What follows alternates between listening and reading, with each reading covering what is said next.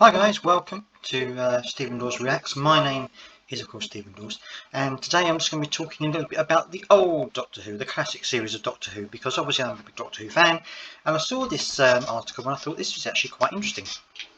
Now you're probably going to think I'm not not a very good fan, because I didn't know about this, but apparently there were, William Hartnell was quite annoyed and quite furious actually about some of the situations going on in terms of the cast back in the 1960s.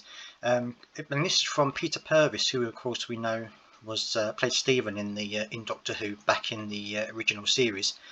And he recalls a chaotic time after Vicky actress Maureen O'Brien left the series.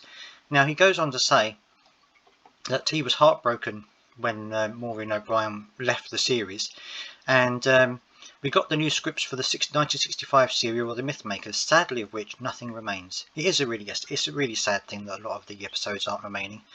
I'm hoping against hope that some of them turn up, such as Australia or South Africa or somewhere else where they have in the past. It's getting less and less likely, but I'm really hoping that it will happen. And sadly, of which nothing remains. And Maureen read that episode 4, she left the show. She didn't know. She found out in the script. It was a shock. It was a shock also to Bill Hartnell. Purvis goes on to say that he was absolutely furious at the news of O'Brien's departure. The sad thing was that she was never really replaced, because she was replaced by Adrienne Hill from The Mythmakers, playing handmaiden Katarina, for 5 episodes. We all thought she was the permanent new girl, but it was decided that the girl coming from Agent Troy could not cope with the science elements of the show and wouldn't understand it at all. So after 5 episodes, they just junked her literally, which is, I guess this is part of, they were making a brand new series, they wanted it to be successful, and so they were just trying different things to see what worked. So Jean Marsh was established then in the middle of the programme for 8 weeks, which was all she could do. She was never going to stay longer than that, Purvis explained. So the cast kept on changing, which was not the nicest environment to work in, and didn't make any of us feel particularly secure. I never felt secure in the job. Once Maureen had gone, I thought I could go at any time. I discovered later that I wasn't in jeopardy at the time, but Bill was.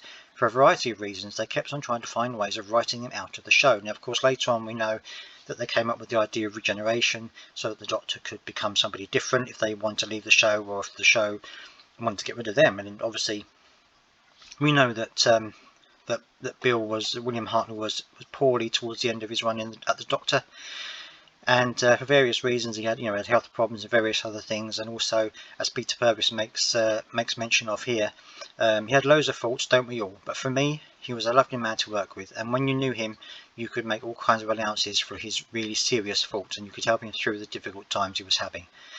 We stood around on many occasions whilst we were recording, waiting for Bill to get back on the script. We knew we would get there eventually. He had problems remembering his lines towards the end, and the team were obviously concerned that he wasn't going to be able to carry the show anymore.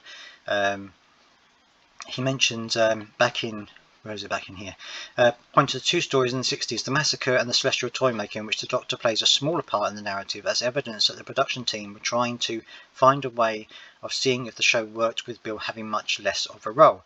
So, this is, for me, this was an exciting time of Doctor Who, because they were learning as they were going along. How do we make this series last longer? How do we replace Bill? Sadly he wasn't in very good health towards the end. How do we bring in somebody else? Do we even bring in another Doctor, or do we just let that character go and bring in other characters? And it's so fascinating to think that back in those days we almost didn't have regenerations, and this was brought in as a way of replacing William Hartnell with a new character, a new Doctor. And the rest is history, as you say.